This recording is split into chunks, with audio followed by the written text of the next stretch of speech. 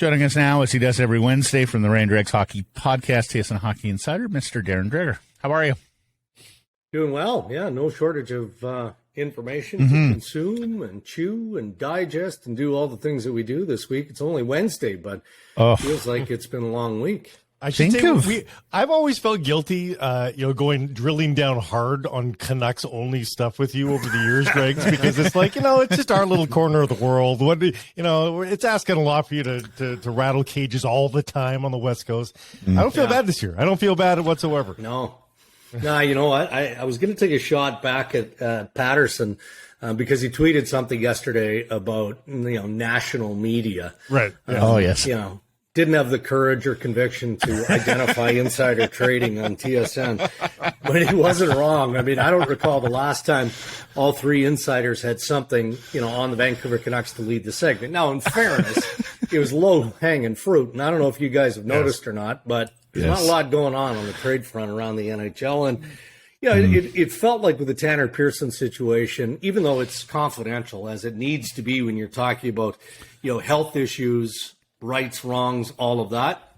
It just felt like because of what Rutherford said and his assertion that the Players Association was involved, that, it needed to be investigated a little bit more. And then, the Kuzmenko thing is going to be interesting. I mean, that's going to be one of the juicier stories to follow between now and March 3rd, or if they get him under contract before then. So there's a lot going on in Vancouver that interests us all nationally. It was, I remember the Gillis era. We used to talk about other teams on this segment. Even early into the Lyndon Benning era, we used to talk about other teams.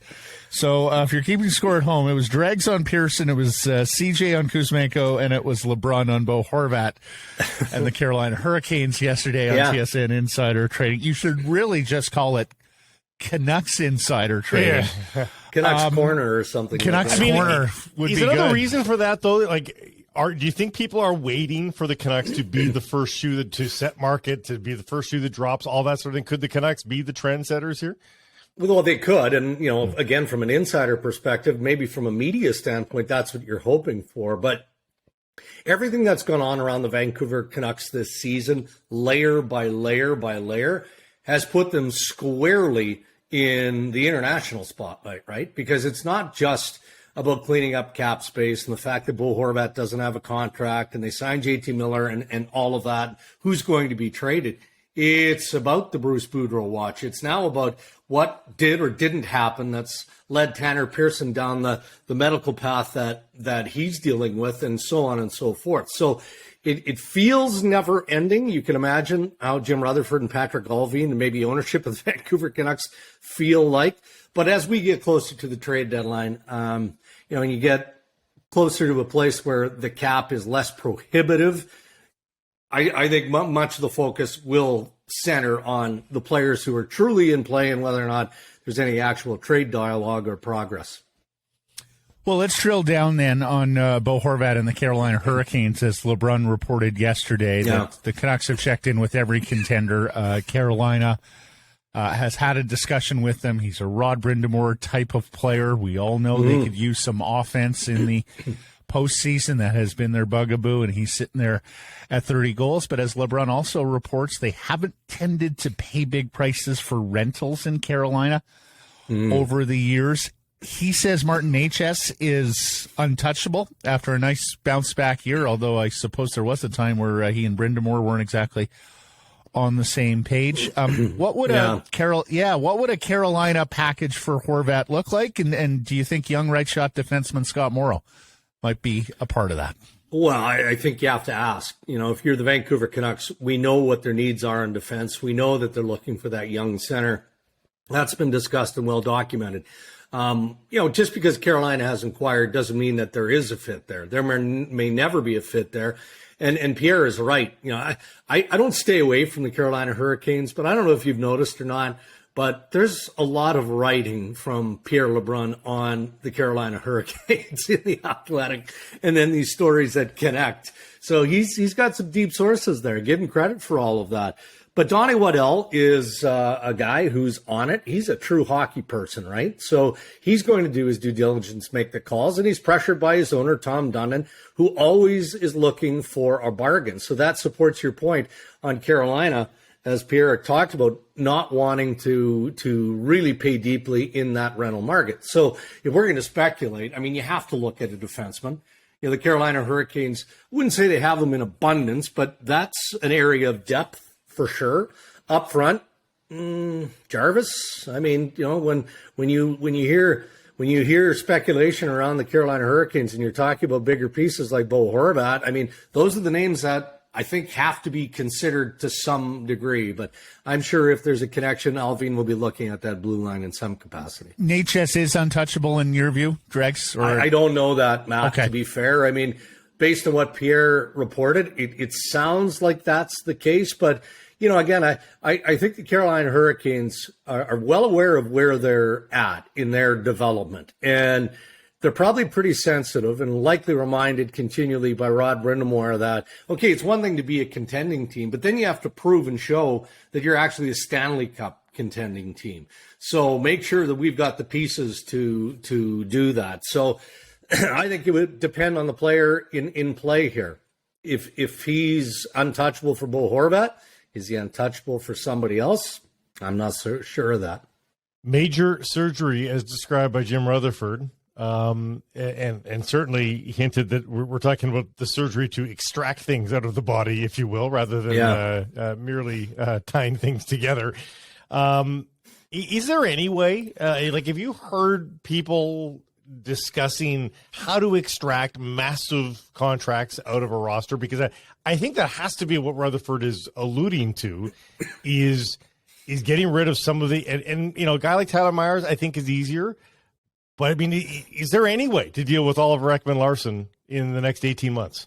Well, not without doing something drastic. And, you know, so that's retaining a good chunk of the salary.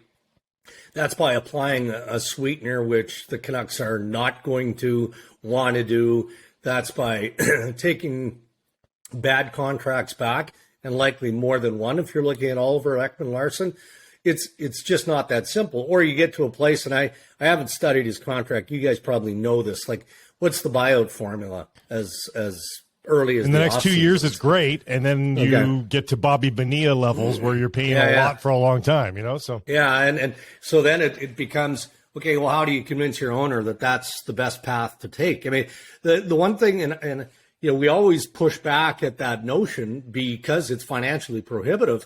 But then you see what the Minnesota Wild did with Suter and Parise, and how Billy Guerin convinced Craig Leopold, his owner, to do it. And the Minnesota Wild are a pretty good team right now. It's going to stay ugly financially for them for the foreseeable future, but they still are getting their work done. You know, they signed Matt Boldy, a real talented forward, to a 7-year, $49 million contract. So anything is possible as long as you have the pure support of ownership. And that, with some of those guys, I mean, what we've just talked about is the only way you get out from under those contracts. And as long as the cap goes up, right? I mean, like Jim Rutherford gets a whole lot of favors. Yeah, it will, though, Blake. It will. Yeah. What we don't know is, you know, is it going to go up as much as $3 million? You know, the Players Association, you know, isn't in a rush to make that presentation yet to the NHL. And I guess conceivably they have until June to do it. But then the year after that, it's going to bump up. So we're not that far away from looking at a salary cap that is far more competitive and will make things a bit easier on this front. I'm seeing more noise than I ever have before on the hard cap. Yeah. Is that just all of us pundits on the outside? Would there ever be a push from within to soften up the cap a little bit? I mean, you know, markets like this would love it because they're in a pickle, to borrow Rutherford's term, and it would help them out. But can you imagine a world with a softer cap? Well, yeah, I can, because I work in the industry, and I would love for there to be more financial flexibility within the system. But look at what we know now. How many teams are playing with several players in long-term injury? I mean, what's been reported recently, 17 teams in LTIR, and then the number of teams that are right there up against the salary cap. So what we've learned from a hard cap system is that the general managers and the owners have found a way to soften it. Kind of soften it. Absolutely. Yeah. Mm-hmm. So then fast forward 10 years. Like, I like the idea of a franchise player, or, you know, paying a luxury tax for the halves on that franchise player. There's lots of scenarios that we've kind of speculated on historically. I think, though, that this is Gary Bettman saying hard no to all of that because he's trying to protect the owners and the managers from themselves. That's what he's trying to do in all of this. And then the flip side is, like, I'm always amused. Look, Carlo Koliak was a good friend of mine, but he always goes hard against that cap. He always, and I get it. He's a former player, but you do understand the system and how the system needs to be made whole by the players. That's how the system was constructed. So if Don Fearwell, he's still in office, or the replacement executive director is going to introduce some form of a soft cap, you guys tell me what that concession is going to have to look like for Bettman and company to go, yeah, we're listening. We're listening. I mean, I'm sure Alan Walsh has it figured out, but I can't fathom what the expectation of return would be from the Players Association. Yeah, it's 3 points on this. You're so right. Bettman is reputationally linked to a hard cap. Cost certainty is his brand. Number two, this is, gentlemen, at the end of the day, an outlier year, right? Like, this is where the rubber hits the road with the flat cap, which has been the environment from a global pandemic. Albeit, in fairness, we all were talking about this even before the pandemic. It was too hard to keep teams together. Your colleague, Mr. Johnson, reports Andrei Kuzmenko. No numbers have been exchanged there with the Canucks. They are talking, though. Vancouver has an interest in getting this player re-signed by the March 3rd deadline. Do you believe that's even a possibility? Milstein was pretty hard about wanting to take him to unrestricted free agency earlier in the year. Speaking of softening, has that position softened, Darren? I don't think it has. I don't think it has. And why would it, right? Again, Dan Milstein, he advertised Andrei Kuzmenko as being a potential star in the National Hockey League as soon as he came in. And look, that's not just agent bluster. I mean, this guy is proven, you guys know that, you watch it closely, that he's an impactful top six. He is. And based on his contract today, there's no doubt that there are a number of teams with considerable trade interest in Andrei Kuzmenko. So that's going to be the tricky part. Is he worth $6 million? I think he is. I mean, as long as he continues to play the way he can play, then I think that he's got a case for that, even though he doesn't have the NHL background that most general managers would want to see. But, I mentioned Matt Boldy, and I'm not comparing Boldy to Kuzmenko other than since we're dealing with contracts. A guy coming out of an entry-level deal, are you sure he's going to be worth $49 million? You're not sure. But what you're hoping is that by year 3 of that deal, right, $7 million per, he's going to be a bargain because that's what you see. So if Kuzmenko continues to play the way that he has, he's not a kid, 26 years old. You should know what the body of the work is in here. So I don't know why the position from Milstein and Kuzmenko would soften. I don't know why it would. So if you're Rutherford and Alvin and the Vancouver Canucks, again, major surgery, as we just talked about here, how can that not include Kuzmenko? If you're getting pieces back that are going to make this team better, longer term, starting next season, then I'm sorry, you don't have the luxury of signing Andrei Kuzmenko to a 4, 5, 6, 7 year deal. I don't think you do. We've mentioned the Minnesota Wild on this call and how they are contending in the West, in the Central. Now, there's a lot of scuttlebutt, and I think we've even talked about Matt Dumba, the right-shot defenseman and free agent to be. Mike Russo, our buddy there in Minnesota, is reporting Minnesota with some tire kicking and some interest on Luke Schenn, which makes a lot of sense if you're a contender, and also makes a lot more sense if you are moving Dumba at some point between now and March 3rd, Dregs. You know what? And I've also heard somewhat loosely, but I'll throw it out there for sake of this conversation, Jake Chikrin's name attached to the Minnesota Wild. And that's not surprising. I mean, it's difficult. Even though it's a terrific contract, both in term and money, you still have to have the cap space to make that work. And that's not something that Billy Guerin has in abundance. But if you're moving out Matt Dumba, what are you getting back that's going to keep you in the fight? And I look at Luke Schenn, and it makes some sense because of the player that Luke Schenn is, the character that he is, and the contract that he has, right?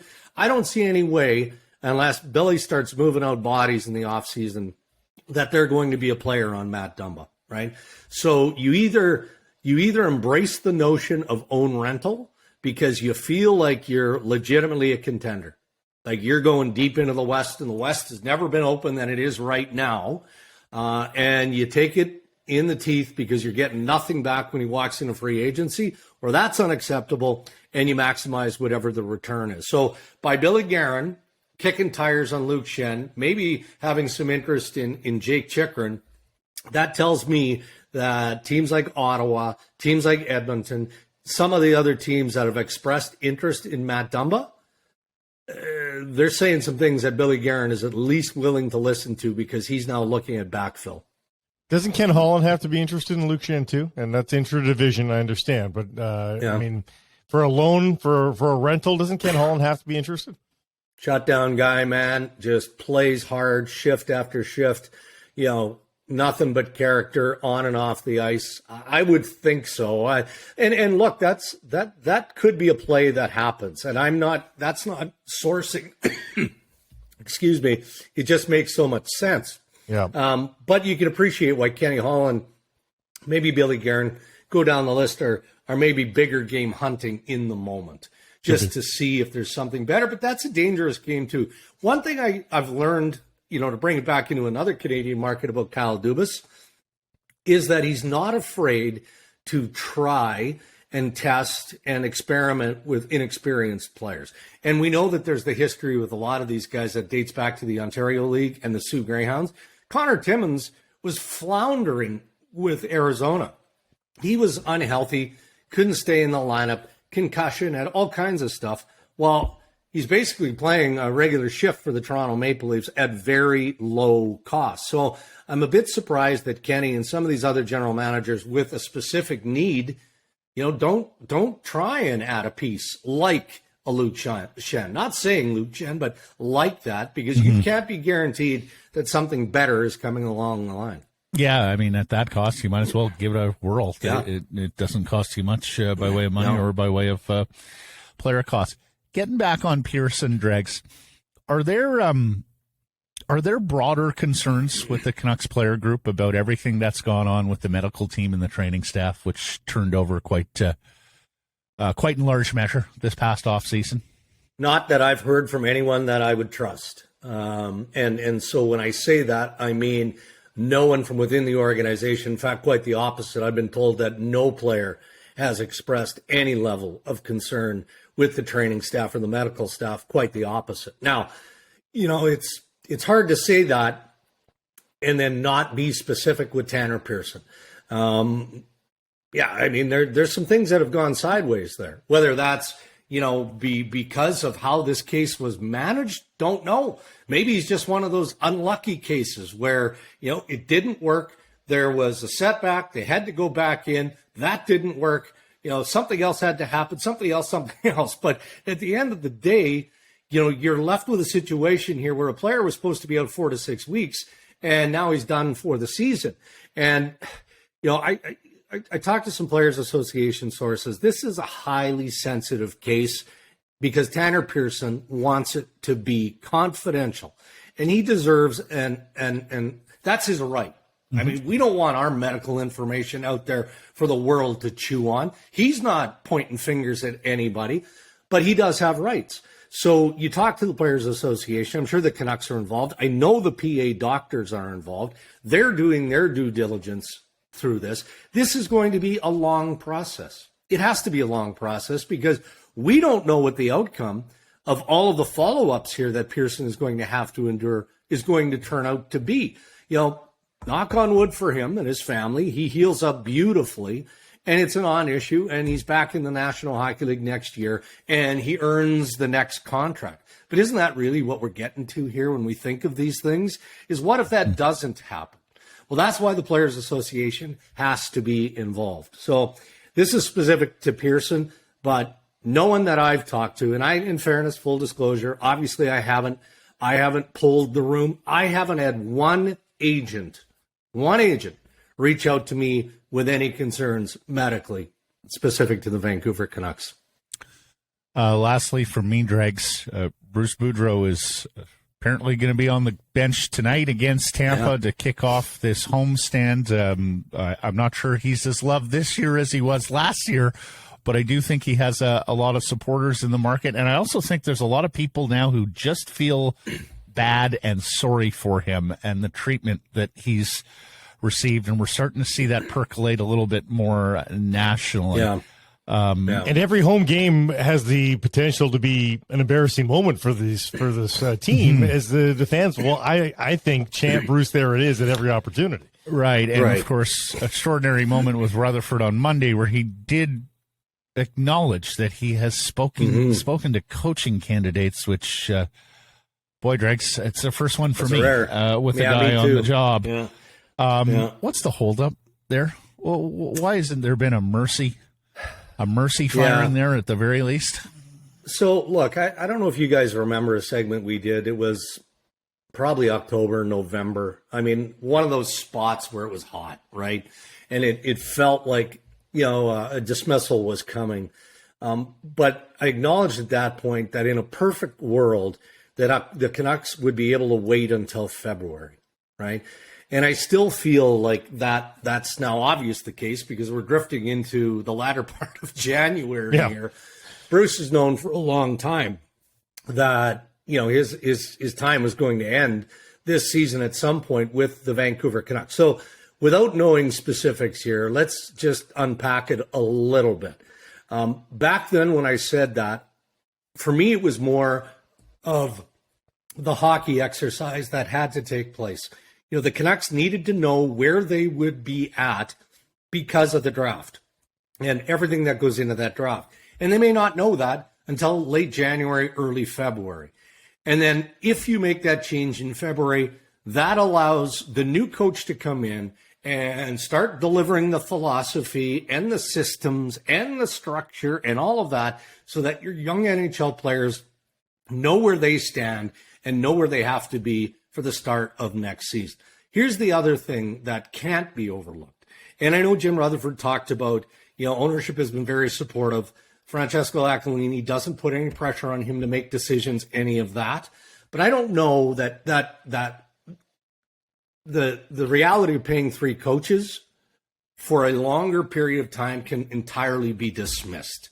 How can it be when you look at all of this and you boil it all down into one? I think all of those elements have been a factor to this stage. And if it is Rick Tocchet, like many of us believe, hold on, too much talking today, fellas. That's it. If it is Tocchet, I mean, maybe he's needed time on his side to get to know the Vancouver Canucks from afar, but then also get, his ducks in a row, be it with TNT, family or otherwise. And then beyond that, if you're going to wait till February, I guess the argument could be made, well, why don't you wait till the offseason when you've got a bigger carousel of potential coaching candidates? So it is unfortunate for Bruce, but what's really changed other than the dates on the calendar? Really, nothing has changed, right? Yeah. No, not on the ice, just off the ice. I do think this is, we're hearing everybody's words nationally now as we talked about. It's not reflecting well in the organization. Yeah, and I think it's more than it's not reflecting well, not just on the professionalism, but on the people involved as well.